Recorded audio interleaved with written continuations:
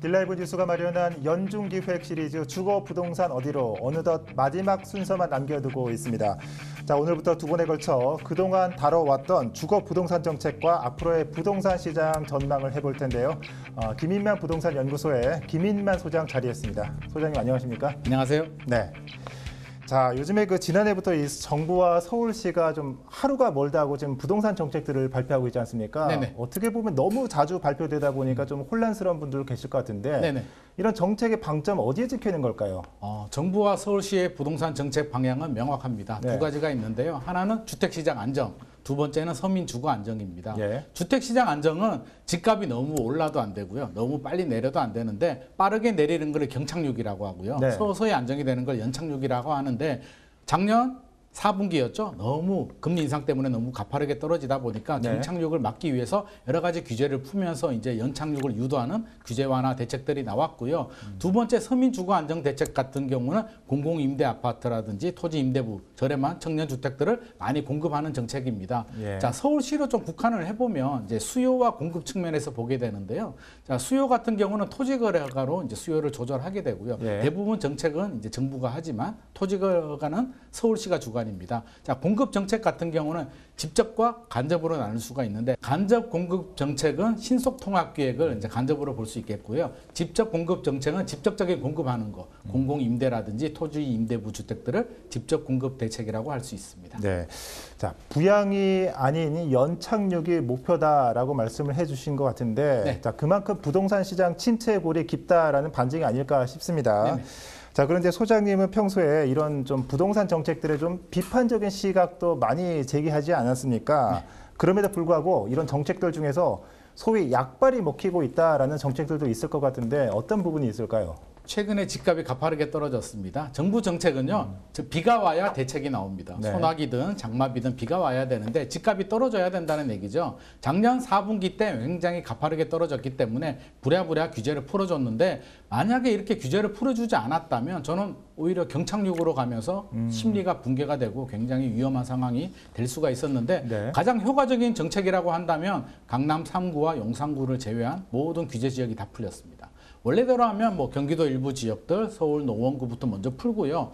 뭐 투기 지역, 투기 과열지구 풀고 조정 대상 지역 풀고 순차적으로 풀어야 되는데 집값이 너무 빠르게 떨어지다 보니까 한꺼번에 다 풀었고요. 그 외에도 뭐 실거주 요건이라든지 뭐 취득세 중과세, 네. 뭐 또 초과이익 환수, 또 거주 요건 폐지 뭐 여러 가지를 많이 풀어줬기 때문에 투자 심리 회복에 상당히 도움이 됐다. 이렇게 대책이 나오지 않았다면 위험한 상황이 됐는데 일단은 안정이 됐고요. 급매물이 소화가 되고 최근에 호가가 좀 오르고 있는 상황이기 때문에 당분간 추가 대책은 나오지 않을 것이다 라고 생각이 듭니다. 네. 자, 이와 함께 지금 서울시의 주택 정책을 살펴보면은 이 정비 사업 활성화에도 많은 초점이 맞춰져 있는 것 같습니다. 이 중에 좀 대표적인 게 이 노후 저층 주거지를 대상으로 한 이 신통 기획이 아닌가 싶은데 이미 뭐 창신동이나 면목동, 무슨 뭐 청량리동 이런 데서 지금 진행이 되고 있지 않습니까? 이 신통 기획 소장님은 어떻게 전망하고 계십니까? 신속 통합 기획은 이제 정부에서 간접적으로 주택 공급 정책을 지원하는 대책인데요. 네. 과거에 공공재개발이라고 있었습니다. 이전 정부 때 공공재개발은 공공이 주도권을 가지고 사업의 주도권을 가지고 사업을 이끌어가는 정책이라면 신속통합기획, 우리가 신통기획이라고 하는데 그거는 민간이 추진을 하면서 공공이 정비계획이라든지 그 설계, 건축 설계 계획 또 네. 인허가를 단순화시켜서 사업 기간을 좀 단축화시키고 지원을 해주겠다는 대책인데요. 작년 4월부터 이제 신청을 받아서 이제 지정을 했는데 네. 서울이 25개 구거든요. 4개 구, 서초구, 강남구, 중구, 광진구를 빼고 모든 구역을 하나씩 형평성에 맞춰서 다 지정을 해줬거든요. 그렇군요. 이제 추진을 해야 되는데 저는 이제부터가 중요하다고 봅니다. 예. 물론 서울시는 가이드라인을 주고 인허가를 단순화시키겠지만 우리 과거 재개발 재건축 사업도 그렇듯이 결국에는 민간이 추진을 해야 되는데 여러 가지 이해관계 때문에 어느 단지들이 얼마나 빨리 진행될지는 좀 지켜봐야 될 것 같습니다. 말씀해 주신 것처럼 정책을 아무리 잘 세워도 이런 예기치 않은 변수가 꼭 있기 마련이군요. 네. 예. 자, 한편으로는 서울에 이른바 저렴 주택이 많아져야 된다라는 목소리도 나오고 있습니다. 뭐 사회 초년생이나 신혼부부 그리고 서민층이 부담 없이 좀 분양을 받을 수 있는 주택인데 이게 굉장히 말로만 본다면 이상적이지 않습니까? 근데 현실에서는 어때요? 이게 가능성이 있는 정책입니까?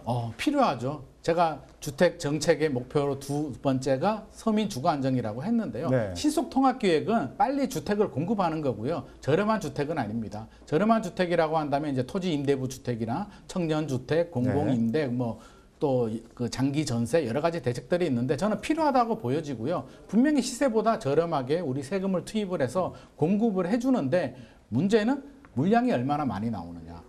좋은 입지에 공급이 되느냐인데 여전히 물량은 부족하고요. 원하는 수요자들은 많기 때문에 수요에 맞춰서 적절한 위치에 좋은 가격의 물량들을 많이 공급해 주는데 좀 집중을 해야 될 것 같습니다.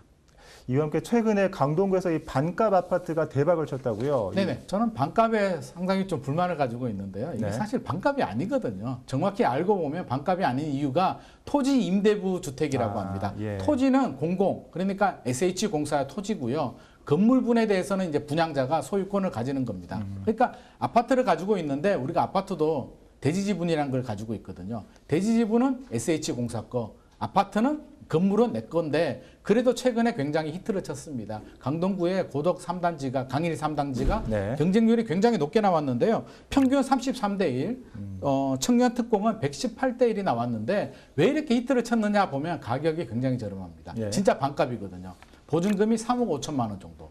이것만 보면 깜짝 놀랄 수도 있습니다. 아, 이렇게 저렴하게 공급이 될 수도 있나? 그러니까요. 근데 토지 가격, 토지가 SH공사 소유라고 했잖아요. 토지 임대료를 내야 됩니다. 월 40만 원. 토지는 내 게 아니니까. 그렇죠. 당연히 사용료를 내야 되는데 그럼에도 불구하고 이렇게 경쟁률이 높았다는 얘기는 주변 시세보다 저렴하다는 거죠. 제가 주변 아파트 그 월세죠. 월세 시세를 알아보니까 3억 5천 정도 보증금이면 한 60만 원 정도 월세를 내야 되는데 3억 5천에 40만 원이니까 주변의 월세보다도 저렴하고요.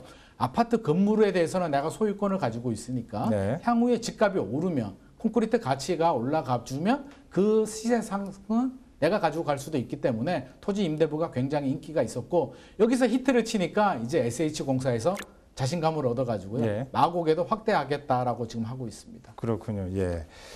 자, 마지막 질문 드릴 텐데요. 이 서울시 정책 관계자들도 이 질문 아주 관심 있게 들으시면 좋으실 것 같습니다. 자, 서울시의 주거 정책이 성공하려면 과연 어느 부분에 힘을 더 쏟아야 할 거라고 보십니까?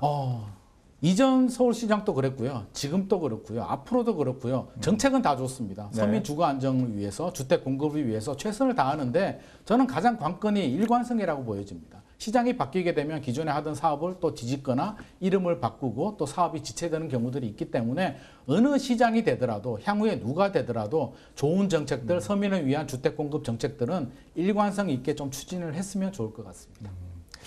이게 좀 잡으려고 하면은 한 걸음 더 멀어지는 좀 그림자, 좀 오늘 말씀 들어보니까 지금 부동산 정책이 그림자 같지 않나 이런 생각 좀 들고 앞으로의 좀 정책 향방에 더 관심도 듭니다. 자, 소장님 오늘 말씀 잘 들었습니다. 네, 딜라이브 연중기획 시리즈 주거 부동산 어디로 다음 시간에는 마지막 시간으로 올해 부동산에 대한 전망을 해보도록 하겠습니다.